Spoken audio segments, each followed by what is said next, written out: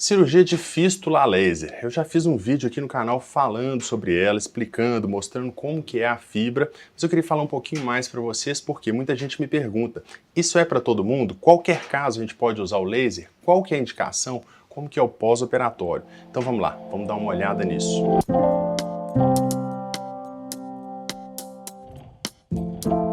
Olá, eu me chamo Marcelo Werneck, sou coloproctologista em São Paulo e Belo Horizonte. Se é a sua primeira vez aqui, lembra de se inscrever no canal, curte o vídeo, não custa nada, vocês me ajudam a fazer mais vídeos para vocês.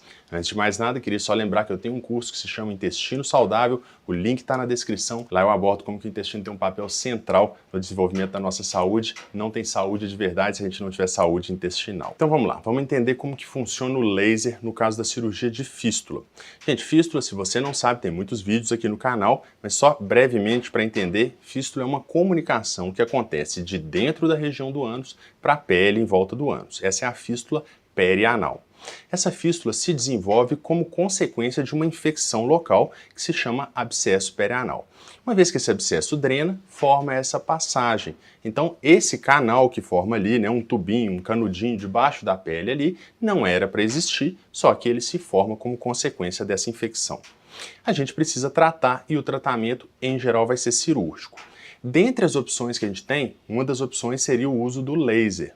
O laser, no caso de fístula que a gente vai usar, seria o laser de fibra. É claro que em situações específicas a gente pode usar outros tipos de laser, mas normalmente a gente vai usar uma fibra, que é o laser chamado laser de diodo. Trouxe aqui para vocês, eu já mostrei isso aqui em um outro vídeo também. Então essa aqui é a fibra que vai emitir o laser. Esse tipo de fibra aqui emite um laser radial, ou seja, circunferencialmente em torno dela. Então a gente vai introduzir isso aqui através do canal da fístula e a gente vai puxando lentamente, emitindo essa energia do laser. O laser ele vai causar algumas alterações teciduais ali que vão promover uma cicatrização. Fora isso, enquanto a gente aplica, ele vai selando os tecidos, ele vai fechando os tecidos. Mas agora vem aquela pergunta, todo caso pode ser usado o laser? Bem, não é bem assim. Normalmente a gente vai ter casos mais ou menos bem indicados. É claro que a gente pode adaptar de acordo com a situação, mas em geral, quando que a gente vai usar o laser de fibra no tratamento de fístulas? Normalmente naquela fístula que passa através das musculaturas ali, aquela fístula transesfincteriana, supraesfincteriana ou até as fístulas extraesfincterianas. O mais importante é que ela tenha um trajeto que passe através de musculatura ou um trajeto longo e fino. Por que isso? Porque, como eu falei, o laser ele vai selando o trajeto. Se a gente passar num trajeto que seja muito curto, muitas vezes não tem muito o que selar ali, então não vai ser eficaz para resolver o problema. Como eu falei, a gente tem que ver caso a caso, a gente pode usar em situações diferentes também, mas normalmente a gente vai dar preferência para esses casos de fístulas finas e mais longas.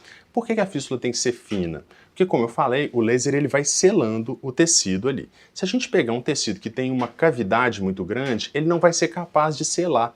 Ele vai até causar aquela lesão tecidual que vai promover a regeneração, o remodelamento dos tecidos, mas ele não vai ser capaz de selar. Então isso pode gerar o quê? Um trajeto residual ali, diminuindo a eficácia do procedimento. Agora, e aqueles pacientes que têm fístulas complexas, múltiplos trajetos, um trajeto muito inflamado, será que seria uma boa indicação?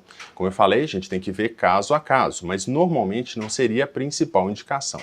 A gente até pode usar nessas situações quando a gente avaliar que seria uma técnica adequada, mas normalmente a gente vai dar preferência por aquelas fístulas que são mais diretas ou fístulas únicas, mesmo que o paciente tenha duas fístulas, mas que sejam duas fístulas únicas, e não aquelas fístulas com múltiplas bifurcações, porque isso também vai diminuir a eficácia do procedimento.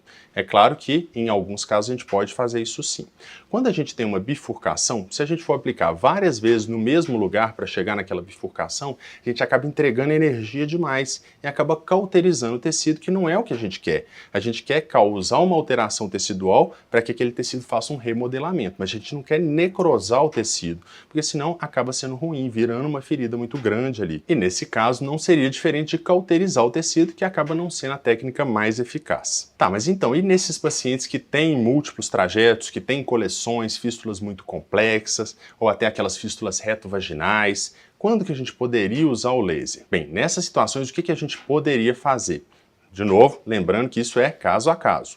A gente poderia colocar aquele séton ou sedenho, direcionar essa fístula, transformando uma fístula complexa numa fístula simples. Nem sempre isso é possível, mas quando possível, se ela evoluir dessa forma, ela vai se tornar uma fístula mais simples. Então, dessa forma, a gente vai promover o quê? Uma cicatrização melhor com o uso do laser. Então, nós transformamos uma fístula complexa, com múltiplos trajetos, com coleções, numa fístula longa, linear e fina, que seria o ideal para o uso do laser.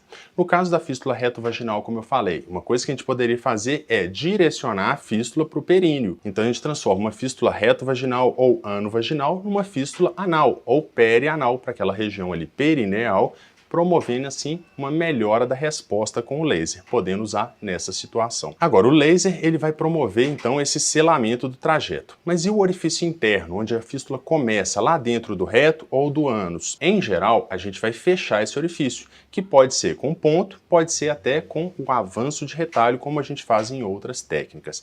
Dessa forma, a gente vai diminuir a entrada, diminuir a contaminação, aumentando a chance de responder ao tratamento, de resolver o problema da fístula. Recapitulando, então, o laser pode ser usado no tratamento das fístulas. Em geral, a gente começa a cirurgia da mesma forma, utilizando o estilete, acha o trajeto, acha por onde ela passa, vê se as características estão adequadas para o uso do laser, aí sim a gente aplica o laser para promover aquela cicatrização. Lembrando que o laser não é para todos os casos, o ideal é que a gente use naquelas fístulas que são mais longas, que passam através da musculatura, que tem um trajeto único e sejam mais finas. Mas a gente tem que ver caso a caso, porque situações diferentes, a gente tem que raciocinar de acordo com o caso, pode ser indicado para tentar fazer um tratamento que seja menos invasivo. Essas fístulas, como eu falei, que passam através de musculatura, já falei em outros vídeos, é um risco muito grande a gente abrir a fístula, porque a gente vai estar lesando musculatura, aumentando a chance de quê? Incontinência fecal, que é o que a gente quer evitar acima de tudo. Espero que tenha ficado claro. Se ficou, lembra de curtir. Agora, acessa o link do meu curso se você quiser conhecer. Se não gostar, pode devolver em até uma semana, mas tenho certeza que você vai gostar. O curso se chama Intestino Saudável e aborda como que o intestino influencia a saúde geral. Fora isso, no meu site toda semana eu posto textos de qualidade para vocês sobre saúde intestinal. Eu te convido a conhecer.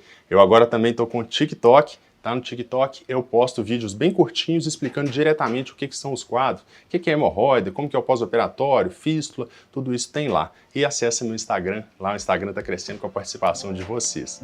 Um grande abraço, vejo vocês na próxima.